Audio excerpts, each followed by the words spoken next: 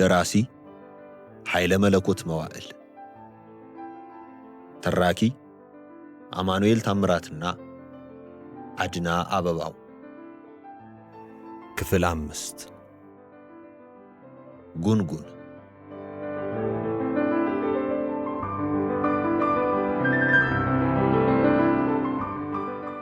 ሳራምባ ውስጥ ዝምድናው ገና ከቅድመ አያት ያልዘለለና የወይዘሮ እልፊ ከንዱ ዋና ተቆርቋሪ መሳይ ምስጢረኛ አፈሳ ማን ያዘዋል ነው።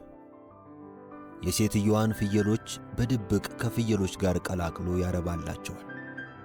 ከገዛ ቤታቸው እየሰረቁ የሚያወጡትን ልዩ ልዩ እህል ያስቀምጥላቸዋል። በቀኛዝማች ዓይንና ግምት ቀና ዘመድ መስሎ ስለሚታይ እሳቸውን ተጠግቶ በሚኖር ቤተኛ ወይም ሎሌ ላይ መሰሪ ነገር አውጠንጥኖ ጥፋት ይሸርባል ተብሎ አይጠረጠርም። በሴትየዋ ግፊትና የሥጋ ዝምድናቸውን በመመልከት 2 ጥማድ የሚያውል ጉልማ ተሰጥቶታል። ለመሰሪነቱ መሰወሪያ በሆነው አቀራረቡና በጉብቂጥ ባህሪው የተነሳ የዋህ ሰው የማይነካ ሰው ይመስላል። ውለታ መላሽና ዝምድና አጥባቂ መስሎ ለመታየትም በጥቅምት ማርና እሸቱን ጊዜ ጠብቆ ሙክቱን ሲሰጥ፣ አልፎ አልፎም በእርሻና ባረሙ በውቂያና በአጥራጠራው ይረዳል። ሰውየው ወደ ማጀቴም ሆነ ወደ ሌላ ቦታ ሲሄዱና ሲመጡ በአጋጣሚ ካገኛቸው ሥራዬ ብሎ ያጅባል። ከወይዘሮ እልፊ ከንዱ ጎን የቆመው ለግል ጥቅሙና ተጨማሪ የእርሻ መሬት ለማግኘት በነበረው ምኞት እንጂ ዝምድናውን ለማጥበቅና የጥቃታቸው ልባዊ ተቆርቋሪ በመሆን አልነበረም። አፈሳ በጣም ተራና ቀላል ጉዳዮችን በመፈጸምና በማስፈጸም ወይዘሮ እልፊ ከንዱን የሚረዳ ሲሆን፣ እህል ደብቆ መሸጥን፣ ከፍየሎቻቸው መርጦ ላዘዙት ጉዳይ ማዋልን፣ ከማጀቴ ወሬና ሉባልታ ለቃቅሞ ማቀበልን ቢያውቅም ባያውቅም ደብተራ ፈልጎ በተለያዩ የፍየል ቆዳዎች ማጻፍን ሲያከናውን ኖሯል። ሴትየዋ በጥብቅ ከጎተጎቱት ነገር ሁሉ አንድ ጉዳይ ብቻ ዳገት ዋጠጣ ሆኖበታል። ይኸውም እንደምንም ብሎ ወይዘሮ ደጅጥኑን አጥቅቶ እርሳቸውን የማስደሰቱ ጉዳይ ነበር። ቀኛዝማች ለቅምጣቸው የቱን ያህል እንደሚያስቡላቸውና ሴትየዋንም የሚተናኮስ ሰው ቢያጋጥማቸው የገባበት ገብተው እንደሚበቀሉ ያውቃል። ስለዚህም ከቀኛዝማች ጋር መቃቃርም ሆነ መጋጨት የሚያስከትለውን ችግር ገና ከሩቁ ያውቀዋል። በዚህም የተነሳ የገዛ ዘመዱን ላጫሹ ላጨንባሹ መናደድ ምንድን ነው? ከሰውም አትቁጠሪያት፣ እምትበላውና ነጠላዋን አንጥፋ እምትለምነው ያንቺኑ ጎተራ ነው። ከልጅ ይሉ ልጅ አልወለደች፣ ከንብረት ይሉ ስር ያለው ንብረት አላበጀች እኮ። ለምኑ ነው? ስምራት አይሆን እቴዋ ሙያ በልብ ነው እያለ ይደልላቸዋል። ብዙ ጊዜ ንግግሩ ምክር መስሎ ቢታያቸውም አልፎ አልፎ ግን ፈሪነቱን ያውቁበታል። በመጨረሻ የቀረበለት ጥያቄ ግን ከዚያ ቀደም ካጋጠሙት ጥያቄዎች ሁሉ የከበደ ድፍረትና ወኔ የሚጠይቅ በመሆኑ ክፉኛ ሰጋ። የቀኑ ሐሳብ ሌሊትም እንቅልፍ ነሳው። ይሄኛው ጥያቄ በሰበብ አስባብ የማይታለፍ ደሞ እሱን ከሰው ቆጥረሽው ነው ተብሎ የማይተው የወይዘሮ እልፊ ከንዱ ቁርጥ ያለ ውሳኔ ነበር። ምንም ነገር ሳይደብቁ ትንትን አድርገው አዋይተውታል። ፊቱን አዙሮ ጀርባውን የሚሰጥበት ውሳኔ አልነበረም። ጉዳዩ ከተሳካም የሚያስገኘው ጥቅም ቀላል ባለመሆኑ መንፈሱ ተናጠ። በመጨረሻም ሐሳቡ ተጠቃሎ የሴትየዋን ፍላጎት ለመፈጸም ቆርጦ ተነሳ። የፈለገውን አላጣውም። አይገቡ ገብቶ አመጣ። ምንዳዬን ለማስገደል ሽፍታ በድብቅ አምጥቶ የማድፈጫውን ቦታ በአሳቻ ወስዶ ያሳየው አፈሳ ነበር። ሰውየው ቀን ቀን ከአፈሳ ጋር ምንዳዬን ሲጠባበቅ ይውልና ማታ ማታ ጨለማ ለብሶ ከአፈሳ ጋር በድብቅ ያድራል። ወይዘሮ እልፊ ከንዱ የምንዳዬን መገደል እንደ ችግራቸው ማስወገጃ አድርገው ይመለከቱታል። ካላጠፋሽው አጥፊሽ ነው ያለቻቸው የጠንቋዩ አነጋገር ጥብቅ ትእዛዝ ሆኖ ይሰማቸዋል። ምን ጊዜም ሲገቡና ሲወጡ ሲበሉና ሲጠጡ የሚያሰላስሉት የምንዳዬን ሞትና የጣውንታቸውን ከማጀት የመነቀል ነበር። የሰው አገር ሰው ጢሻ ውስጥ አስተኝቼ አሁን ሰው ያየው ይሆን እያሉ በመሸበር ከአስበርጋጊ ሐሳብ ጋር ንትርክ እንደገጠመ ሰው ፊታቸው በየቅጽበቱ ይለዋወጣል። ስሜታቸው ይንገላታል። አካባቢውን አየት አድርገው ከአፈሳ ጋር እልፍኝ ገብተው ሲያወጉና አዳራሽ ተቀምጠው ሲወያዩ በተስፋ ይሰክራሉ። ነጋ ጠባ ስራዬ ብለው የሚከታተሉት የምንዳዬን እግር ሲሆን ተጠርቶ እልፍኝ በገባ ቁጥር እንደ ጥለው ይከተሉታል። ከግቢ ወጣ ካለም ያላዩ መስለው እንደ ዋዛ በጥንቃቄ ያዩታል። አጋጣሚው ግን የዘገየ መሰላቸው። አፈሳና ወይዘሮ እልፍ ይከንዱ አዳራሹ ውስጥ አፍ ለአፍ ገጥመው ሲዶልቱ በቤቱ ውስጥ ወዲያ ወዲህ እያሉ የሚሰሩት ሴቶች ተጨማሪ ሥራ ተሰጥቷቸው ስራቸውን ብቻ ስለሚያዩ ስለምን እንደሚወራ እንኳ ለመስማት ፋታ አልነበራቸውም። ሆኖም ደባ የጠነሰሰና ከሐቅ የሸሸ ሕሊና በመጀመሪያ ራሱን ስለሚፈራና ስለሚጠረጥር ማንኛውም ነገር ያስበረግገዋል። እንደው ለመሆኑ ምን ይላል ልጄ? አንገላታችሁኝም አላለህም? ምን ሆነና ምኑ ጎሎበት? እጅሽ መቻጠረና ጧትና ማታ አገልግሎ ጥስቅ ብሎ ይሄድለታል። ማታም ገበታው እየተንቀጠቀጠ ይነሳል። አረንሱ ሰዎች ለአንድ ነጥቆ አዳሪ መቻነሰው የመሞሸር ያክል ነው። አዳሩም ውሎም እንደ ድኩላ ዱር ለዱር እኮ ነው። ቢሆንም ያኔ ለገዛ ጉዳዩ ነው፣ አሁን ለኛ ብሎ ነው። እኔ እኮ ለምን ያ ሃይድሮስ ይሄዳል ብዬሽ ነበር። እየው ቅርቡ ደፈጥ ብሎ ሊያዳፍንበት ይችል ነበር። አይ ፍሬያትሽ! እረግ እሳት ይዞ እጭድ ክምር። ይሄማ አይሆንም። ምን ነው ነግሬ ታስፈጀኝ? እየሁ በየሁማ ስንዝርማ ያራምዱት የሳራምባ ማቲ ተሯሩጦ የያዝላቸው ብለህ ነው? በየት በኩል ያመልጣል? ሆነም ቀረም እዚያው ይሻላል። ባይሆነ ተንገላታበትን እጨምራለሁ። አየሁ እየሁ ባይሁስ እማይሆን ነው። አንቺ አይሆንም እያልሽ ብታከላክይ ነው። ይህ ቀድሞውንም እኔ በቀዋለሁ ብዬሽ ነበር። እሱንማ ምን ነው ነግሬ አደርገዋለሁ ብትልስ እኔ መች በጀልሃለሁ? አይጣሊ እሱን አነጣጥሬ ገላለሁ ስትል አጓጉል ብጨርፈውና ቢሳት መዘዙ የትየለሌ ነው። እንዲህ አሁን አንገቱን ደፋ ቢያደርግ የምራ ይምሰልህ። እሱም እኮ ሽፍቶ ነበር። ሰውየውስ መቼም ወዶ የገባበት ነው።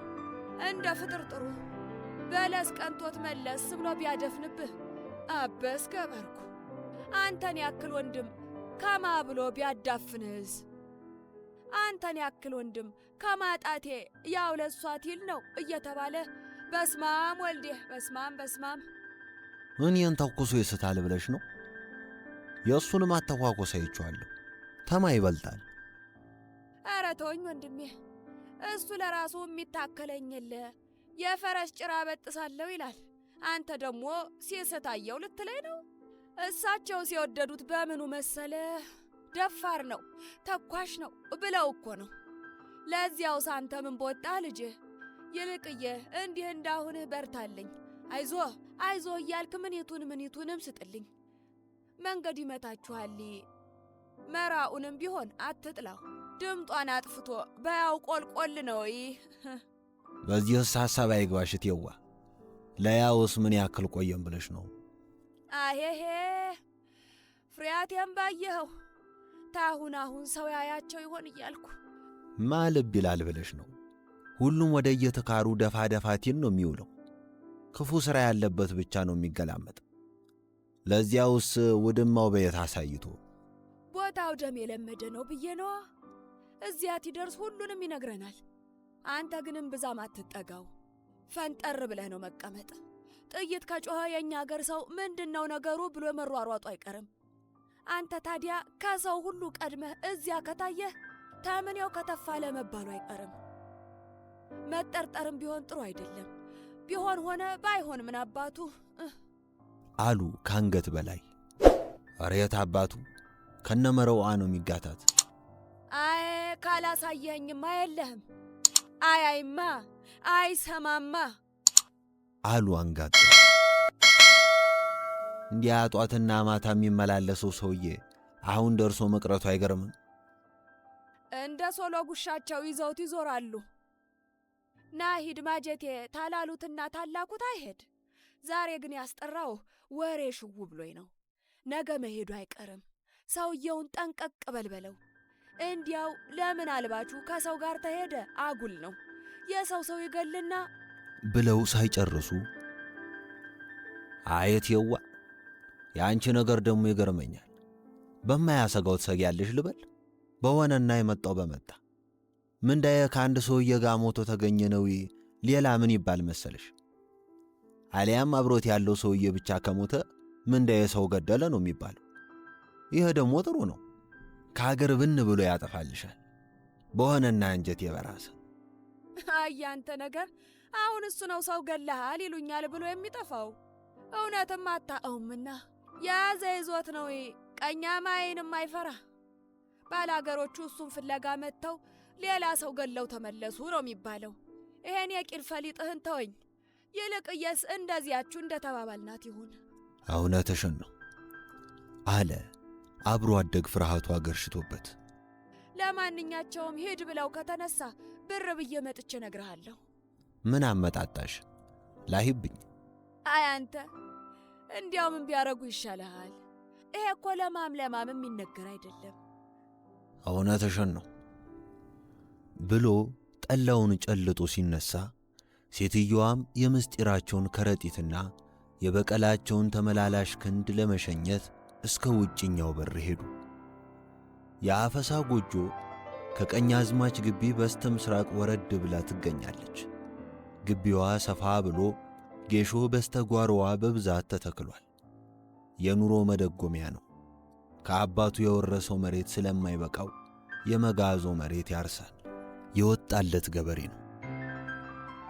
የወይዘሮ እልፊ ከንዱ ልብ የበቀል ምኞቱን እያቦካና እየጋገረ በምንዳዬ ሬሳ ቃሬዛ ዙሪያ የደስታ አታሞን እየመታ ከአፈሳ በቀር ማንም በማያውቀው ምስጢራዊ ፍጻሜ እየረካ ቀኑ መሽቶ ይነጋለታል። በምንዳዬ ሞት እርግጠኝነት ይሰማቸውና በለቀስተኞች መካከል እየተመላለሱ የኔ ጎዳዳ የኔ ጎዳዳ የኔ ጎዳዳ የኔ ሰው አክባሪ የኔ ሰው አክባሪ የኔ አንገተ ሰባራ የኔ አንገተ ሰባራ የኔ ከልታማ ሲሉ ይታያቸዋል። በተቃራኒው ደግሞ ምኞታቸውን የስጋት ወጥመድ ይይዛትና የታቀደው ሁሉ ፍርክስክሱ ሲወጣ እየታያቸው ይሟሽሻሉ። እንዲያውም የተገላቢጦሽ ምንዳዬ ተሳክቶለት ሲፈነድቅ እየታያቸው ልባቸው ይኮማተራል። ቀጥሎም ራሱን በራሱ እያስፈራራና እያደፋፈረ በሚለዋወጥ ሐሳብ ይንገላቱና ሁለመናቸው ይንዘፈዘፋል። ከዚህ ሁሉ ግብ በኋላ በዝምታ ይለጎማሉ። አፈሳ እንደምንም በርትቶና ተሟሙቶ ምንዳዬን ለማስገደል ከበቃ ከወይዘሮ እልፊ ከንዱ የሚያገኘውን ስጦታና የሚዋልለትን ውለታ ሲያስብ የምንዳዬ መሞቻ ሰዓት በጣም ትርቅበታለች። አፈሳ ውስጡ በፍርሃት ዝገት ተበልቶ ላዩ የተወለወለ ዕቃ ነው። ወሬ ማነቦል ይወዳል።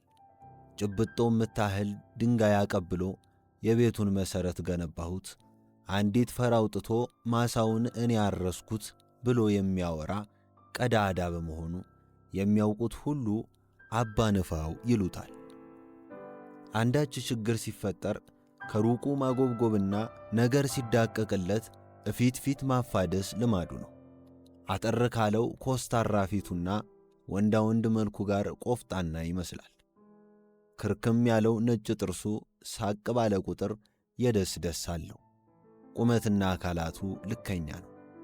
ጠቅላላ አቋምም ሲታይ ዳተኛና ሰነፍ ሰው ይመስላል። ቀኛዝማች በተደጋጋሚ ቀስፋታነቱን ስለተረዱ ከአንገት በላይ አክብሮት በቀር ከቁም ነገር ተራ ስለማይጨምሩት አለሁና ጠጋ ባይነቱን አይወዱለትም። በዚህም የተነሳ ከሳቸው እየራቀ የሴትየዋ ታማኝ ምስጢረኛ ለመሆን በቃ። በእርግጥም ቅትርት የምታህል ነገር እያከናወነ እርፍ የሚያህል ውለታ ሲያገኝ ኖሯል። ከእንግዲህም በከፍተኛ ጉጉት የሚጠብቀው አንድ ትልቅ ጉዳይ አለ። ይኸውም ከሽፍታው ጋር አድፍጦ ከሆነለት እሱ ራሱ ተኩሶ፣ አለበለዚያ ያኛው በሚፈጽመው ግድያ እኔ ነኝ የገደልኩት ብሎ በሴትየዋ ዘንድ ይበልጥ ለመወደድና ተጨማሪ የምስጢረኝነት ውለታ ለማግኘት ነው።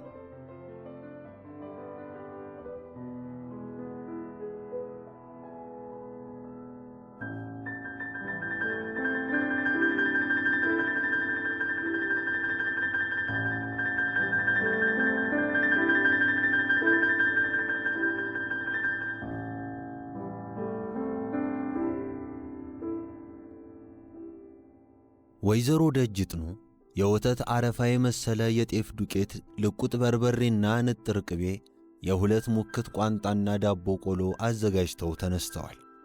ለቤታቸው ጥበቃም ሰው ወክለዋል።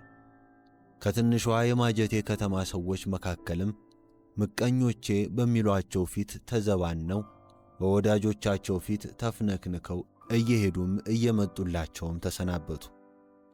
በሙዝ በልዩ ልዩ እጽዋት ልምላሜና በትልቅ የሾላ ዛፍ ከተዋበው አካባቢ የአቦ ጠበል ከግዙፉ ተራራ ግርጌ ይንፎለፎላል። ወይዘሮ ደጅጥኑ በጥቁር ዓለት ላይ ተቀምጠው በኩል መሳዩ ውሃ ታጥበው ትናንሽ ውብ ፈርጥ መሳይ ጠጠሮቹን ረግጠው ጠበሉን የተሰናበቱት ከስለት ጋር ሲሆን መድኃኔ ዓለምንም ደፍና መቃኑን ተሳልመው ስነ ስቅለቱን እያዩ አደራህን ብለውታል። እንደ ተለመደውም ለተቸነከረ እጅና እግሩ ለተወጋ ጎኑም ተንሰቅስቀዋል። አቡዬም ሰው ነበሩ አሉ። እሱም እንደ ሰው መከራ ቀምሷልና አዛኝና ሰሚ ነው ይላሉ ሲሰበክ የሰሙትን እያሰላሰሉ። ገና ማጀቴን ለቀው ሳይወጡ ሐሳባቸው ጓዙን ጠቅሎ መንገድ ገብቷል። ጎረቤቶቻቸው ወጣ ገባ ይላሉ። ሰው እንደያቅሙ ሙዝና ትርንጎን ኮልኩሎ ጠላውን በገንቦ ተሸክሞ ይመጣል። አንዳንዱ አዲስ አበባ ለዘመዱ የሚያደርሱለትን ደብዳቤና አደራ ይዞ ከተፍ ይላል። ሁሉንም በደስታ ያስተናግዳሉ። ሰዎች አንድ ነገር ሸጉጠው በገቡ ቁጥር እስቲ ምን አረኩላቸውና ነው? ምኑ የላቸው ነው ይሄ ሁሉ? አቤትኔ አቤትኔ ይሉና ይንከተከታሉ። አይ አንቱ ደግሞ አሁን ይሄ ነገር ትልቅ ነገር ሆኖ ነውና ነው እንዲህ ማለት? ለአንቱ ብለን እማዶል እኛን ደስ እንዲለን ብለን ነው ብለው ሲመልሱላቸው ይበልጥ ይደሰቱና ይንከተከታሉ። ያቅበጠብጣቸዋል። ወጣ ገባ ሄድ መለስ ባሉ ቁጥር ቂጣቸው እርስ በርሱ በጥፊ እየተማታና በቀሚሳቸው ውስጥ እየተናጠ ሲርገፈገፍ የቻለ በእንስራ የሌለው በገንቦ ጠላ እያስያዙ የገቡት ድብቁ ሽሞቻቸው ይህ ነገር እኮ መለጠ ወይ ነዶ እያሉ ሁሉም የልባቸውን ሲያደርሱ ይታያቸዋል።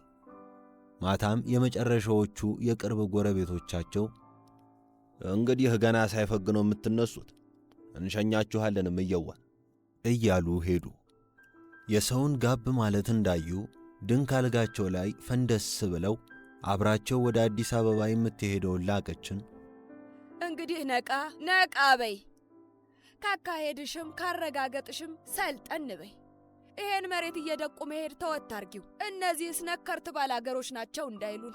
ሰውንም ልብሱንም ምኑንም ስታይ ዓይንሽ እዛው ስክት አይበል፣ አፍሽንም ገጠም አርጊው። ይሄን የመሰለ መልክና ቁመና ይዘሽ ቂል መስለሽ አትታይ። ይህች መልክና ቁመናሽ ገና ብዙ ደረጃ ታደርስሻለች። አንቺ ታዲያ ኮስተር ሰብሰብ ነው። ለማንም ማሽካካትና መገልፈጥ አይገባም። ሰው እያዩና እየለዩ ነው ጥርስን ማሳየት። ለማንኛቸውም እኔ አለሁ። የከተማ ሰዎች በእኛ አገር ንግግር ስለሚቀልዱ ካፍሽ ቆጠብ ነው፣ ወሬ እንዳታበዢ። የከተማ ሰው ደግሞ ጥዲያት ይወዳል። ተጠብጠብ ጥዲት ማለትን የመሰለ የለም። የእረውን እዚያው እያየው ነግርሻለሁ እያሉ ስለ ከተማ ሰውና አኗኗር ያዩትንና የሰሙትን ያህል ነገሯት። ላቀች ተገኔ ቀጠን ብላ መለል ያለች፣ እሷም ራሷ ለምን በጅምር እንደቀረ የማታስታውሰው ሁለቱ ዙር ንቅሳት ያላት፣ ፊቷ በመጠኑ ጠበብ ብሎ ረዘም ያለ ሰልካካ የቀይ ዳማ ቆንጆ ስትሆን ረዥም ጥቁር ፀጉሯን ዘወትር ሹሩባ የምትሰራ አይን አፋር ወጣት ነች። አጎጠጎጤዋ የትንሽ ልጅ ቡጥ ያህላል።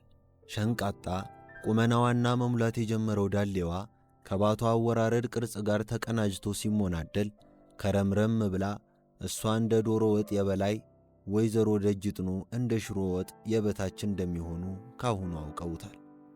ያ ሁኔታ ግን ገና ብዙ ጊዜ ይቆያል ብለው ስለሚገምቱና የዝምድናቸውም ቅርበት ሌላ ጥርጣሬ ስለማያሳድርባቸው እጅግም አይሰጉ። እንዲያውም በትሕትናዋና በአንገተ ሰባራነቷ እየተጠቀሙ በዝምድና ስም ይገዟታል። አንዳንድ ቀን ቀኛዝማች ለብ ያላቸው ዕለት ትክ ብለው ስለሚያዩት አሁን እኮ እጅሬ ሰው የሌለበት ብቻዋን ቢያገኟት ይቆነድዷታል ይሉና የማትረባ ቅናት ቢጤ ዳበስ ታደርጋቸዋለች።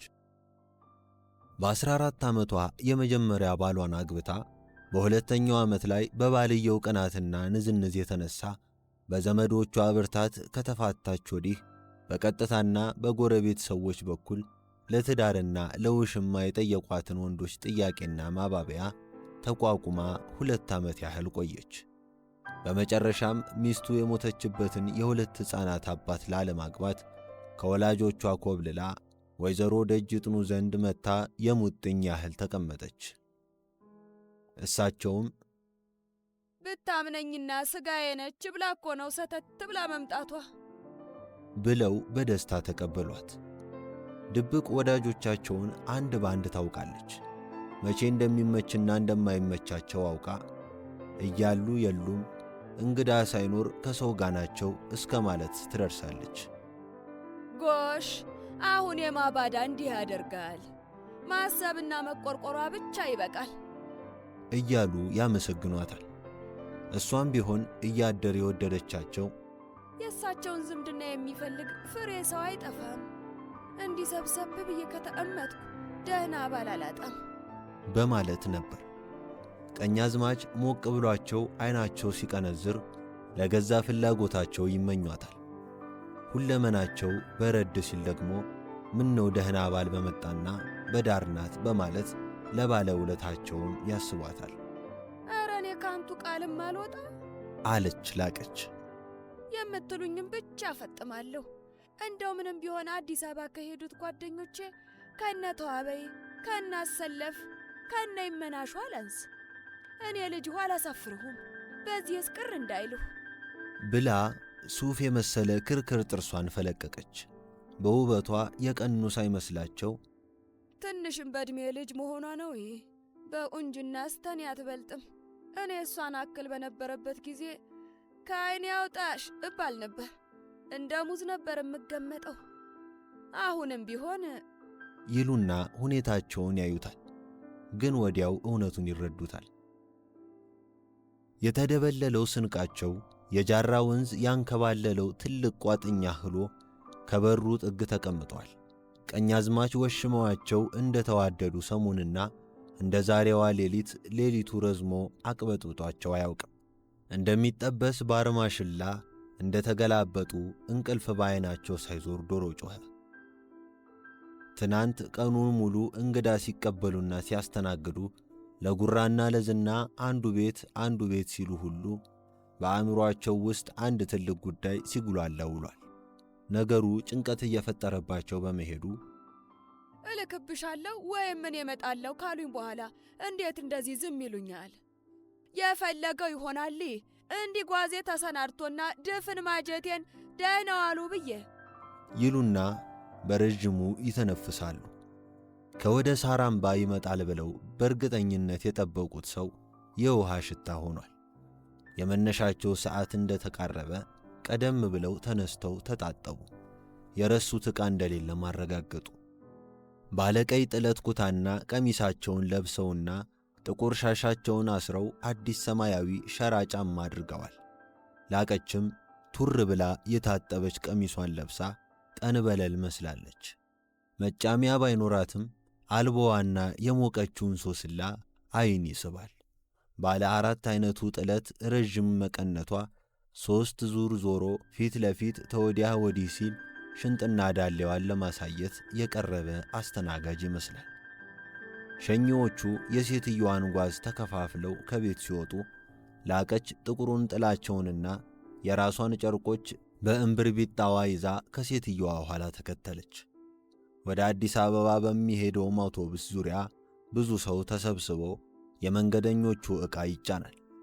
የወይዘሮ ደጅቱንም ዕቃ ተጫነ።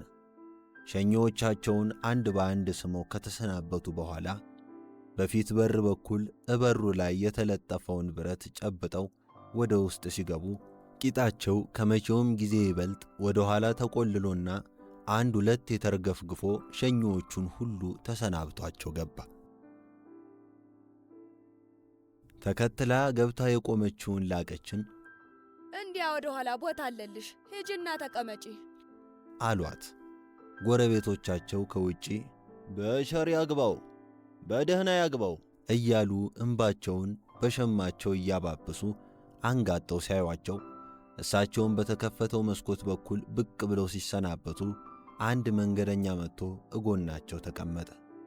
መለስ ብለው አዩት። ትውውቅ ባይኖራቸውም የሳራምባ ሰው መሆኑን ያውቃሉ። አውቶቡሱ ኮረኮንቻማውን ጥርጊያ እየረመጠጠና ወፍራም የአቧራ ጅራቱን እያቦለለ ሲንደረደር ከበስተኋላው የማጀቴ ከተማ ከትልቅ ቋጥኝ ስር የወደቀች ቆርኪ መሰለች። መኪናው ኮረኮንቻማውን መንገድ ጨርሶ የኑግ ልጥልጥ የመሰለ ጎዳና ገባ። ወይዘሮ ደጅጥኑ ይሄን የሳራምባ ሰው ልጠይቀው ይሆን እያሉ ሲያቅማሙ መኪናው ካራ ቆሬ ደረሰ።